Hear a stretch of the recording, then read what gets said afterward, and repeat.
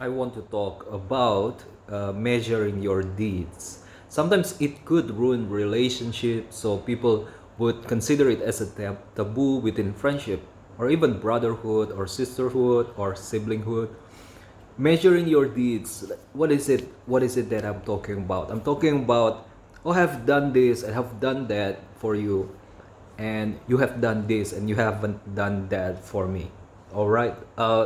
That is good. That stuff could, could be distasteful, but there's some merit to it. I want to point out is that it is unhealthy actually to build up a community of, say, communists or robbers or any kinds of spirit that made up reason to take from the rich. So it's hard for your community or your family to have a rich people in it, because every time there's someone saving up, or there's someone being able to buy something, it suddenly, automatically, easily, he or she would become a center of attention, and people would make his or her life more difficult. I think measuring your deeds is a culture that could be introduced in a careful way.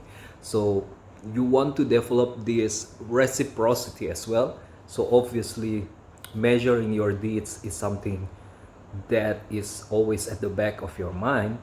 But to be able to have a high level, I'm telling you, it's a high level. It is not easy. It's a high level relationship.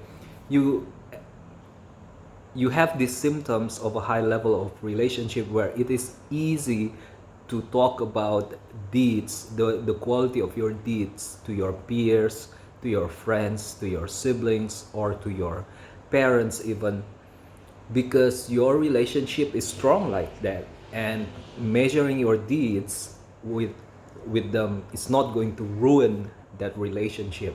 Again, guys, the benefit of measuring your deeds is to maintain reciprocity within human beings. Ever notice when you give something to people, you experience serotonin boost? This is real, and that is linked to survival, because when you are being reciprocal, when you give something, you become a part of a group, you become a part of a community. um, that that that is a take and give. Some people say it like that. And now I want to talk about the reason I'm saying all of this is because some people might want to freely interpret Proverb 3:28. I like to go to Proverb 3:28 when I talk about economics, which means, say not to your brother, go and tomorrow I will give, while you have it by thee. So, people tend to say, oh, whenever I ask you of something, you gotta give it. Otherwise, you wouldn't be complying to this proverb. And as a Christian, I don't know about Judaism, but as a Christian, I take precedent on what Jesus was saying. What Jesus was saying is the answer to this, because I think people in the past have thought about this as well, and they have a conversation about Jesus about in this issue, because it's not an easy issue. Who is our brother? Who is our kin? And Jesus very gracefully dismisses tribalism, even though his focus at the time would be only to the people of Israel. But by just within just within the confines of his duty, he took the chance to attack tribalism by saying, it is not about where do you belong, the color of your skin, the birth of, or your genes, or your ancestorship, what do you call it, ancestry. It's about your contribution and that guy's contribution to you. If that guy contributes and saves your life, do something good to you, who cares about tribalism? That is your brother, that is your kin.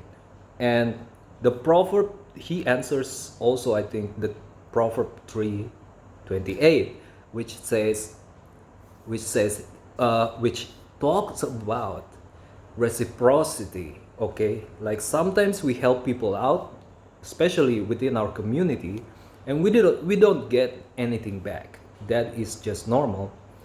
And when we ask something from the community, we get something back. But when the deeds are huge, right, we are gonna start to count our deeds. Okay, so that is what it is all about. Okay, um, when you when you can be reciprocal with money and it is easy to do so, why don't you do it, right? People help you out. Let's say for example you are a cook and there's a plumber helping you out.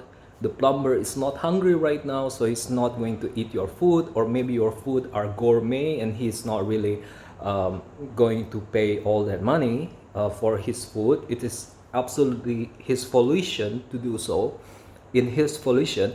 However, you could give him money, right?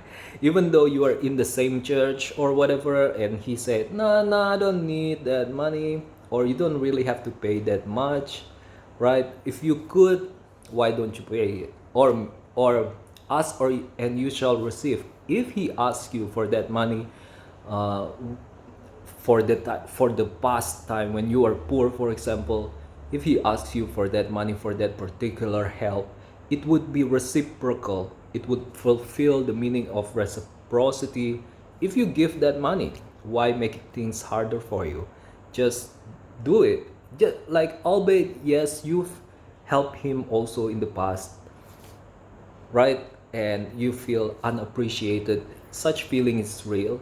But then, on the other hand, when you want to ask something of him as well, I think I think it is wise for him to be reciprocal. That's what I'm saying. Of course, freedom. There's this thing called freedom and the right to refuse. The property, of course, that applies too. Uh, I'm not trying to go against everything that is good. Thank you guys. Goodbye.